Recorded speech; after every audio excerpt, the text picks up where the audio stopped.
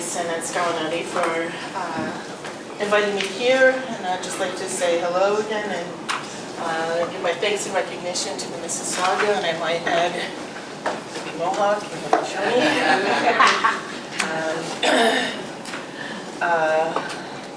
I just want to note that Scalinati invited me to participate in Cyber Powwow years ago. We were just talking about that first experience and how, when it went live, I couldn't get on because in my home territory that we didn't have enough internet bandwidth which I think happened to most of us at that first test. So I don't really think in our communities we're that far from that point, unfortunately. So we all have limitations there.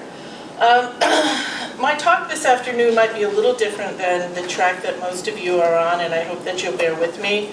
I'm interested in archetypal or intrinsic structures, and the moment that I think I intersect with this conversation is the way in which theory is expressed as a Western construct, and I want to think through, as an Indigenous person, the translation of Indigenous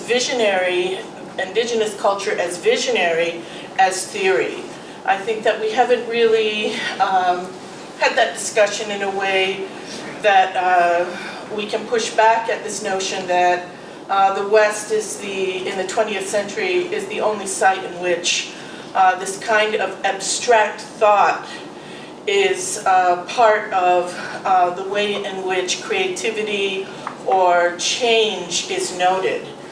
Because within our cultures there has always been this process of vision, and it's expressed in a number of different ways. And I use, for example, the specific cultural example of the Haudenosaunee, the painting by early 20th century Seneca painter Ernest Smith, just to draw your attention to the idea that for the Haudenosaunee, the world began as a provocation in a dream, in the sky world.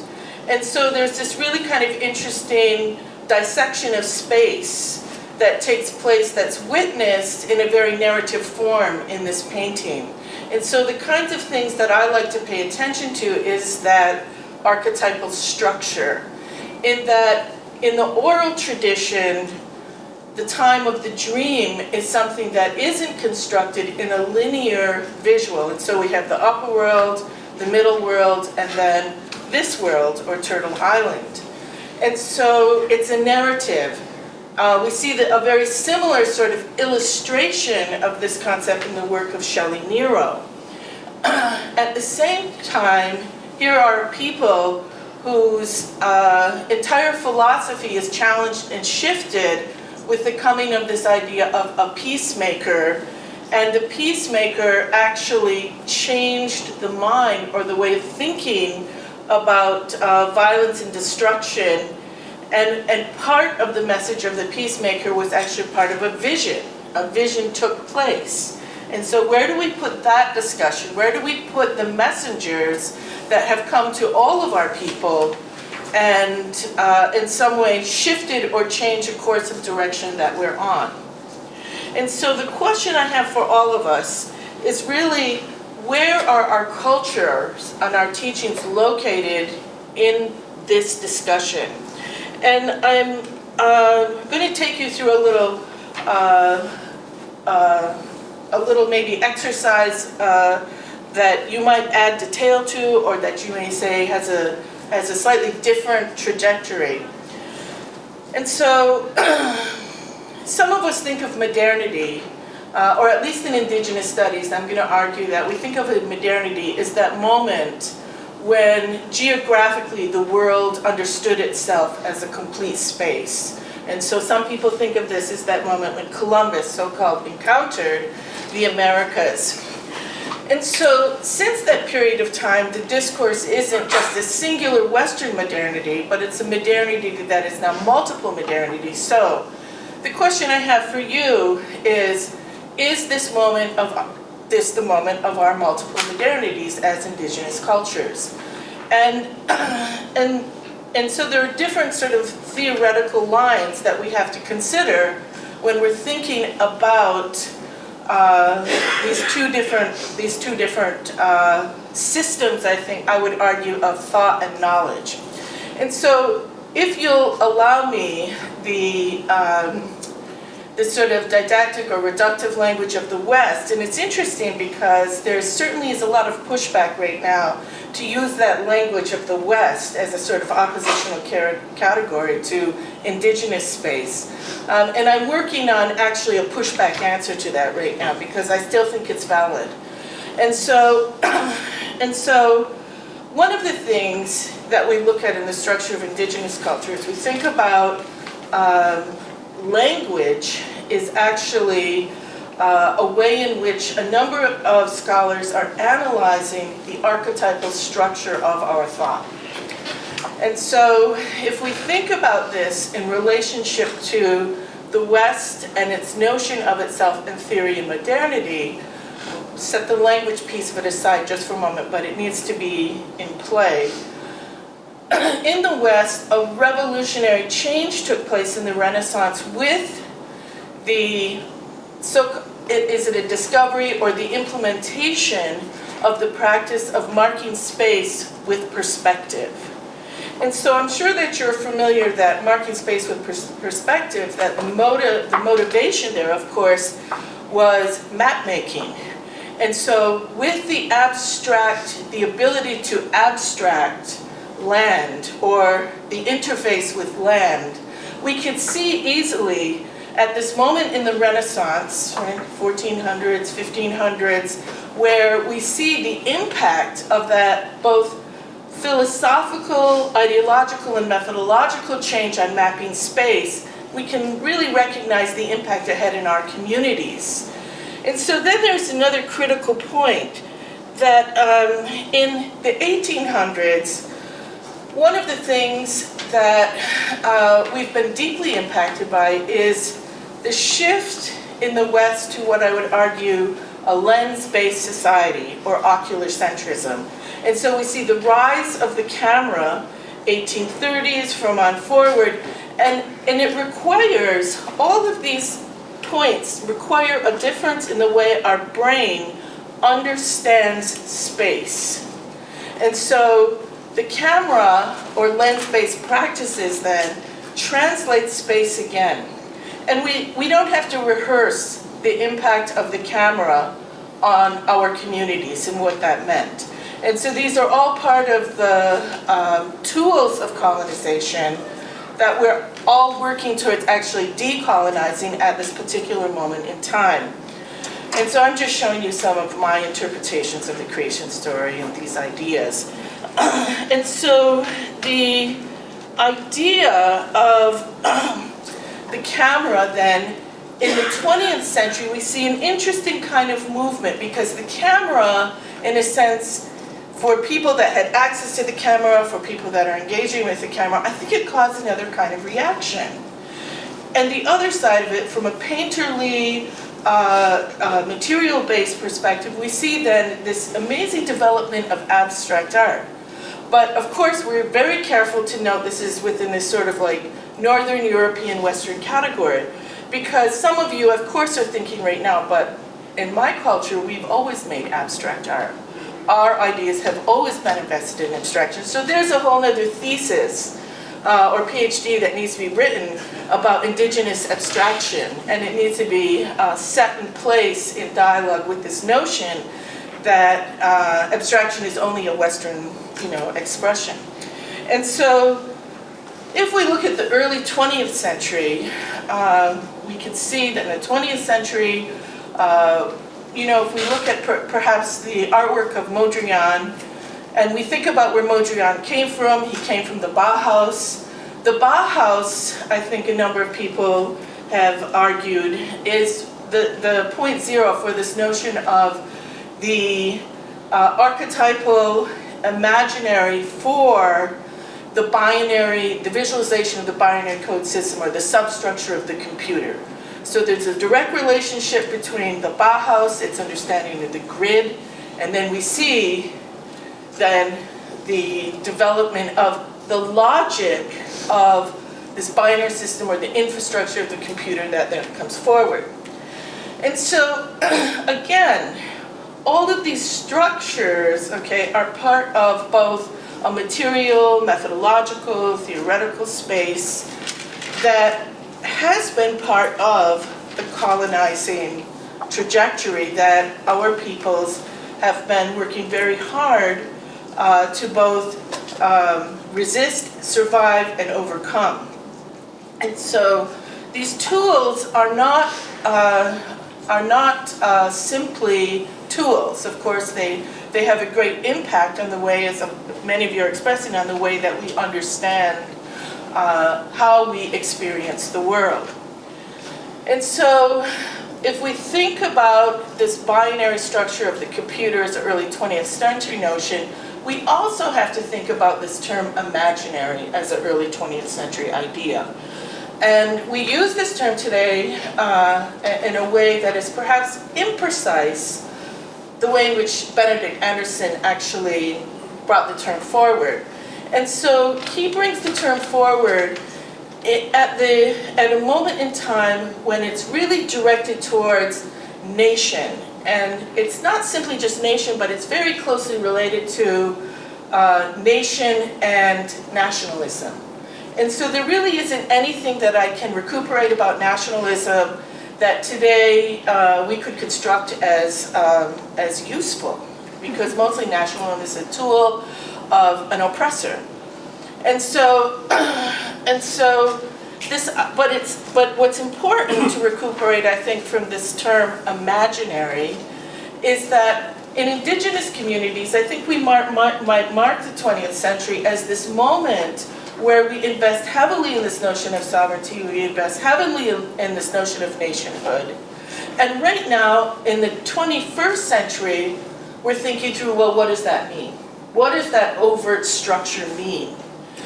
Is nationhood ultimately going to be useful for us in 50 years, in the future? And so this notion of nation, I think, is something that needs to be set in dialogue with this, with all of the things you're talking about in terms of how it is we're reimagining ourselves as, or continue to imagine ourselves as indigenous peoples. And so if we're not familiar, and I'm singing to the chorus here, I'm sure, but if we're not familiar with these structures, we just are complicit with them. And so I think that the arts are anticipatory.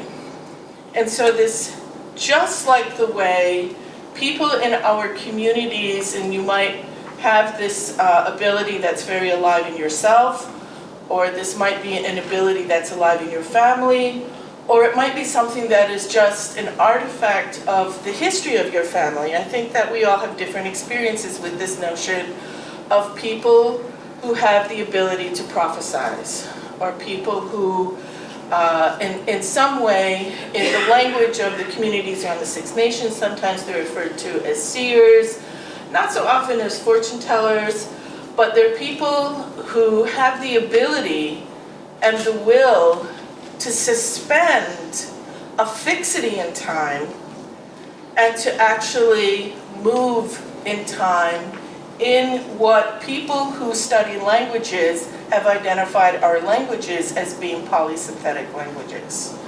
And so I don't have to, of course, tell my colleague Ellen Gabriel about this, because she has often helped me to understand this even more deeply, that our languages are languages that are action-oriented, and they're action-oriented if we think about an English grammar in the sense of a verb versus the sense of, in the English language, noun-based languages. So the English language is a noun-based language. It's not as much a causative or action-based languages. And so, so this consideration of time, and I'm sure that everybody here is familiar with Fabian and his critique on time, and I'm sure that you've already explored the notion of how his work coincides with this idea of time as being marked by an hourly wage through the Cartesian model. And so, but what is our take on that? What is the way in which we want to understand time, yet we're all working in time-based media? And so where is that analysis? Where is that our theoretical platform, our platform of how we're negotiating that space? I think that's another dissertation, and I think some of the people in the room here are already working this through, are writing about it, but we're not naming it in this way because we're really afraid of suggesting that perhaps our umbrella or worldview of culture is actually, it's not possible to be accommodated by the West. The West fits into a category of us. And when we more confidently state this, I think that we'll begin to really embrace the future. And so let me just take you through this little exercise of a piece that I created in 1978. And so my own background is actually photography. And at this period of time, for those, maybe some of you don't even remember chemical photography, which is okay. It's really a bad thing. And so this piece is actually a 4-mask layered negative photograph where you have to actually create masks and then expose it and then create another mask and expose it. Of course, in Photoshop, this takes 2 minutes. In the darkroom, this takes, an enormous amount of skill and registration and patience and maybe, 30 sheets of paper to actually do it. But what this piece is about is my great-grandmother Flossie. And I wanted to create or change this static notion of the photograph in time in this piece. And it's interesting because in the 1970s, of course, straight photography was the standard. And this idea of conceptual photography was, just beginning to kind of come into the arts world. And so this idea that photography is not a direct relationship of reality, but in fact is a conceptualization just like any other art form, was a kind of big shift in the way that we understand this space. So we're at this precipice again with VR. We're at this precipice again in which the way in which we are talking about gaming. All of these spaces bring us directly again to these points where the structure of our minds, the way that we see, the way that we understand reality, all need to be reconfigured, recalibrated in order to practice this and then to locate it within an indigenous space. And so I think that we, need to, in some ways, constantly be vigilant about how it is we understand the past and what we're bringing forward. Because if we resist the way in which the West structures the past, I think we'll find our future. So let me give you this one example, which actually took place here at the AGO. I like the AGO. I don't have a problem with it. But they did a landscape show and only included one tiny little voice on indigenous landscape, and the rest of the show of landscape in the Americas had nothing to do with us, even though it's all about our land. And so I made a little tiny intervention and was only given the opportunity to write a caption, right? And so what I decided to do with the caption is I decided to use an iconic photograph of a Haudenosaunee woman,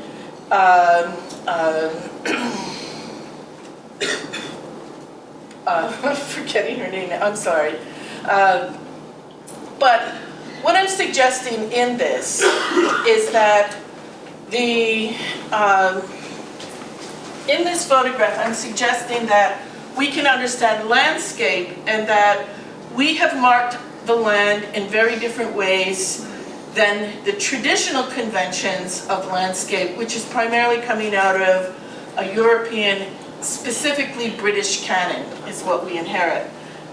And so I focused on this. Here's a contemporary version of it, which is also a visualization of something the tree of life that occurred in the sky world that was the transitional element from the upper world to this world.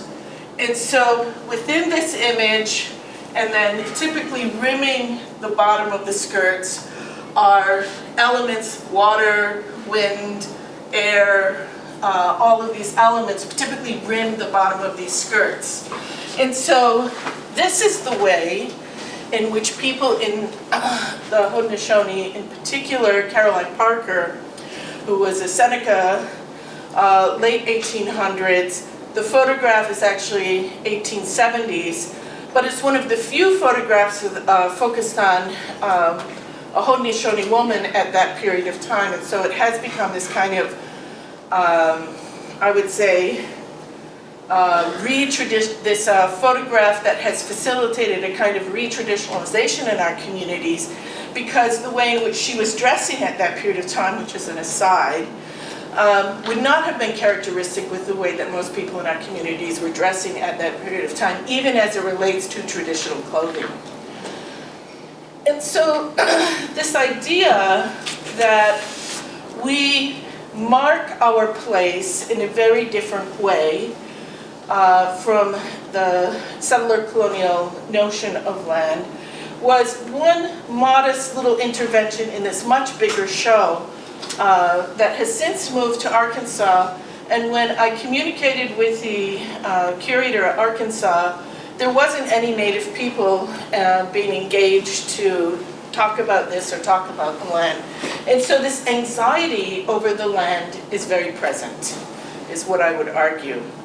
I had the opportunity to co-curate an exhibit on the occasion of Oka's 25th year of from the Oka resistance 25 years ago.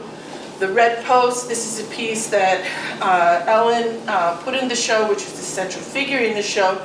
And I just wanted to confirm, in this sense, how prolific the ongoing representation of the symbol of the celestial tree, or the symbol of this orb of life.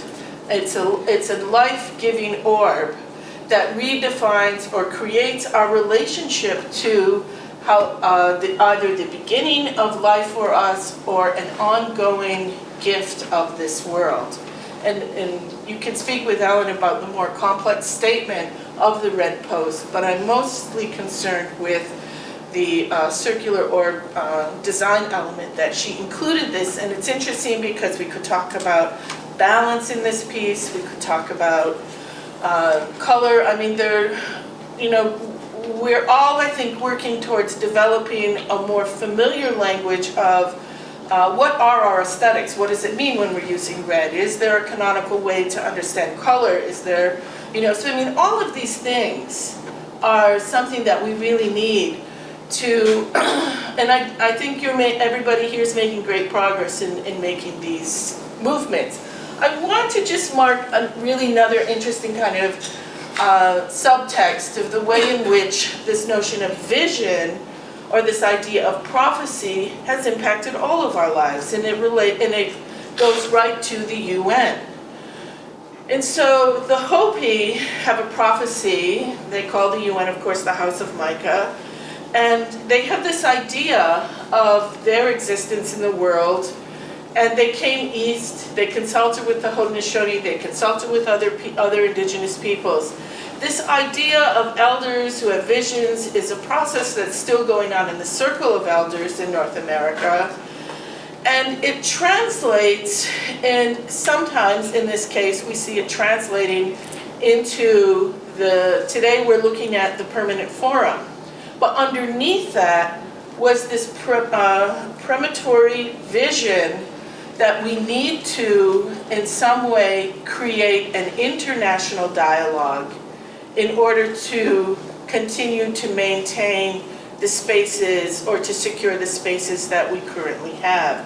And I just point out Leon Shenandoah, who was the former Tadadaho for the Haudenosaunee, and it just makes me think about how the Onondaga, the other side of the river, have this very active process of prophecy in their community. And there's a whole cadre of young people amongst the Haudenosaunee who are having these visions. And there are various levels of degrees of the reception of this practice. So I have these debates with some scholars, of course, that you're very familiar with here. And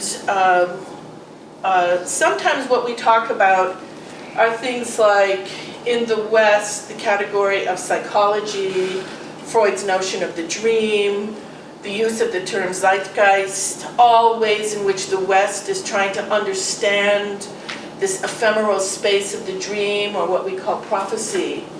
And so, what is that now in relationship to the ephemeral space of the electric, right? Because all of the arts that we're talking about in some way are engaging this kinetic energy of electricity. So we have that energy, and now we're negotiating our thoughts with a real and physical form of this energy, and we haven't really decided what really these relationships are.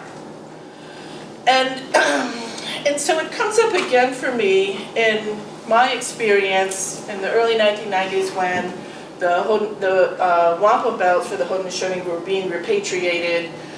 This first go around either from Albany or the Smithsonian, and they came back to Onondaga.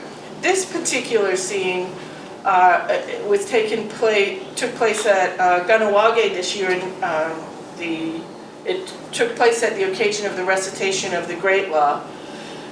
And bringing forward the belts, of course, is an attempt to help our people to recognize a kind of conceptual order of what we think justice, peace. Sometimes people use the term righteousness. Sometimes people are using the term compassion or consciousness. What that is. And so again, I present to you a didactic image to help us understand, because sometimes we only understand the Western organizational space of this, and it helps us to back into a way of thinking that our ancestors had that sometimes we struggle to own ourselves. And so on the back of the red card, which this is mine, and so it's kind of beaten up, have all the treaties. And you know, we can have a discussion about what treaties are. That isn't my point, because treaties, we of course all would agree, are really the colonizer's law, and our engagement through their law has been through these treaties. But the way in which the Haudenosaunee marked this space, of course, is through the wampum.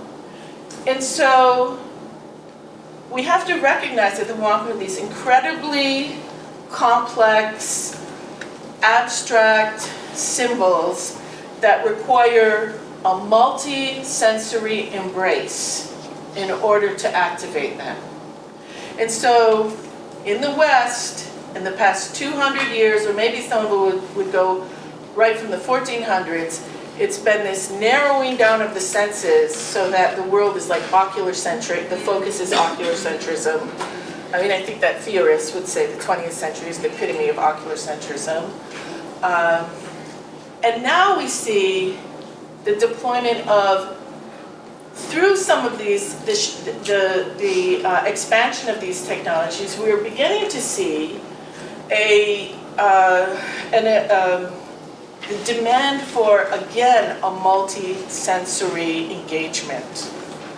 And so hardwired into most of our cultures, in our core philosophies, is the demand for this continuous multi-sensory engagement. And that's, for me, what the wampum represents, but I'm sure everybody in this room has an example that you can turn to. That affects how we think and order the world.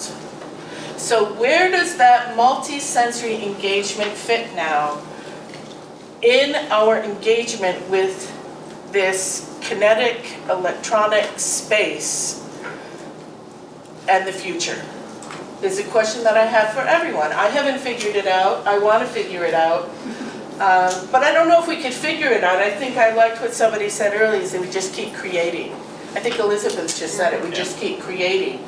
So it brings me to this point of creating, in that one of my biggest beefs with Indigenous studies, maybe beef is the right word, because beef is bad for, like, you know, unless you're eating grass-fed beef, right? Which you guys are way ahead of, right?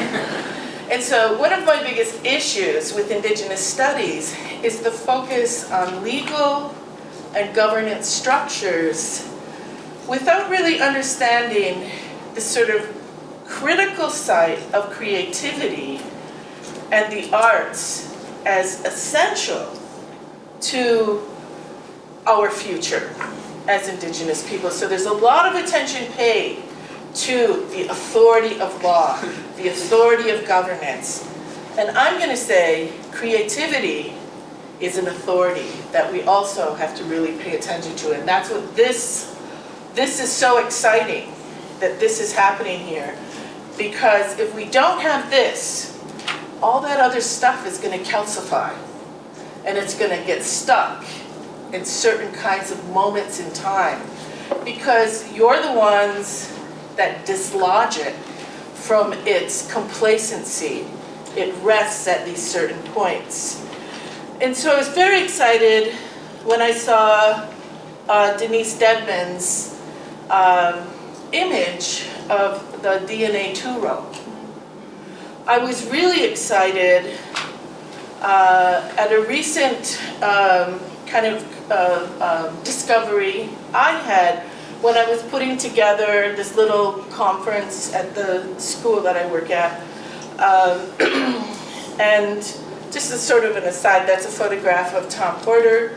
And I was just at his place the other weekend at Dendrochronology, and Tom was sharing with us a vision, a dream he recently had, and wanted to talk about it. And he's of a certain generation where this is what you do. This is the condition that you live in. This is the state that you live in. This time, the way in which we communicate to each other now is sort of secondary.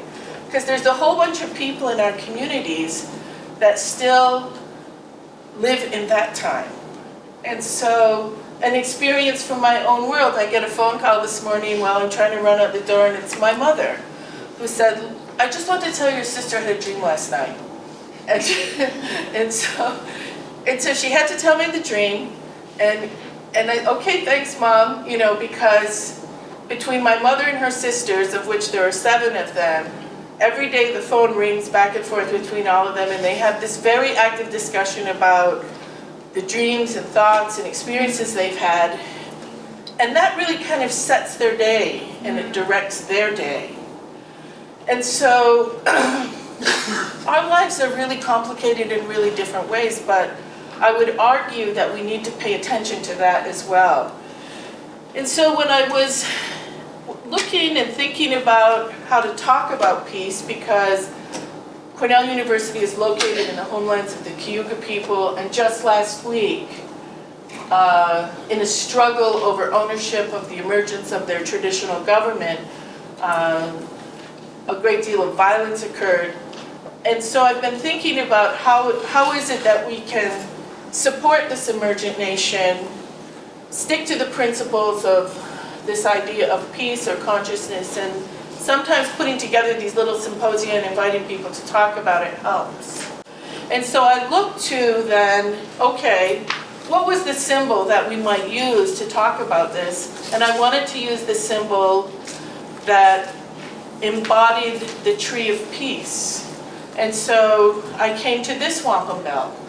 And it's interesting because at Cornell there's all kinds of like experimentation going on, and all different, you know, all of the things you're talking about, you know, wearable technologies, and, you know, looking at things in nanotechnologies. And so, you know, but But I'm concerned because what I'm seeing is the absence of a broader cultural critique in relationship to a kind of strident embrace of technology without this sort of more complex view of how it's situated in a peoples and cultures.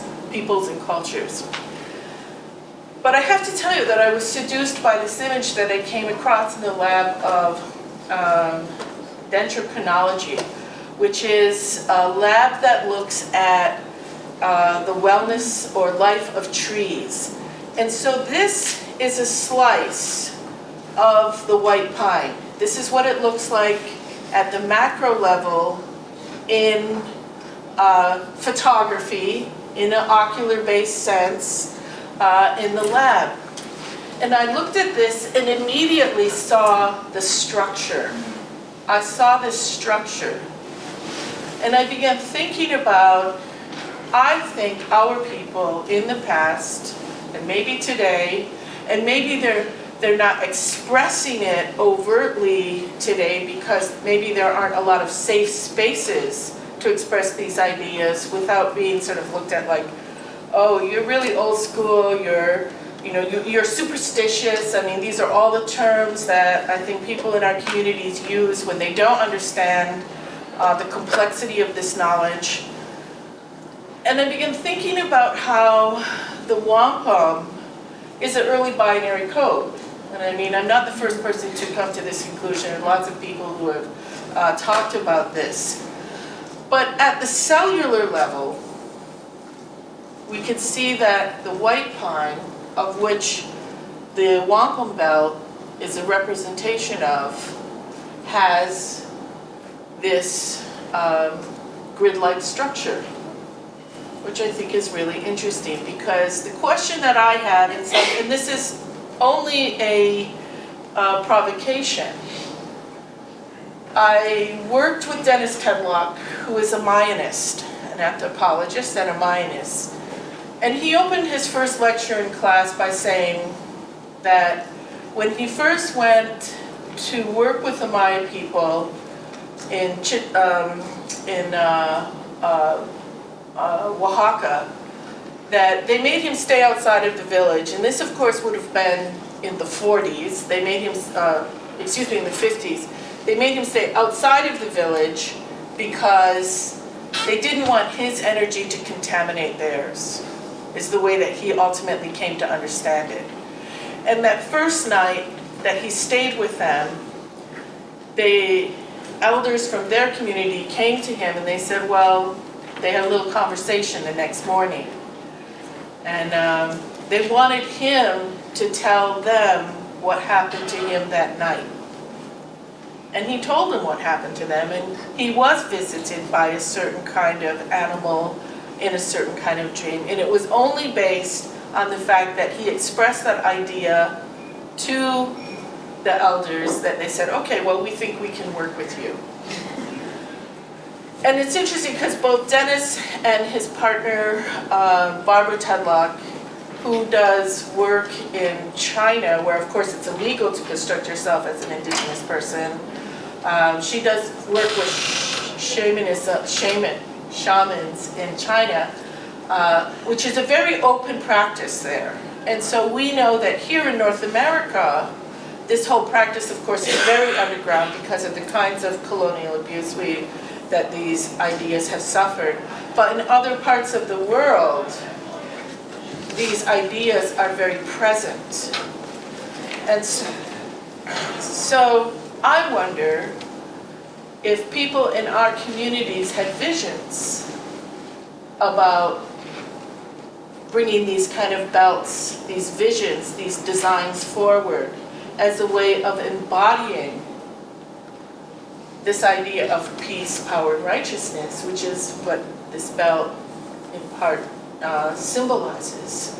And so the world around us, I think, is our test site in a way. How we filter it, how we understand it, how we decolonize, the confidence that we express in terms of our own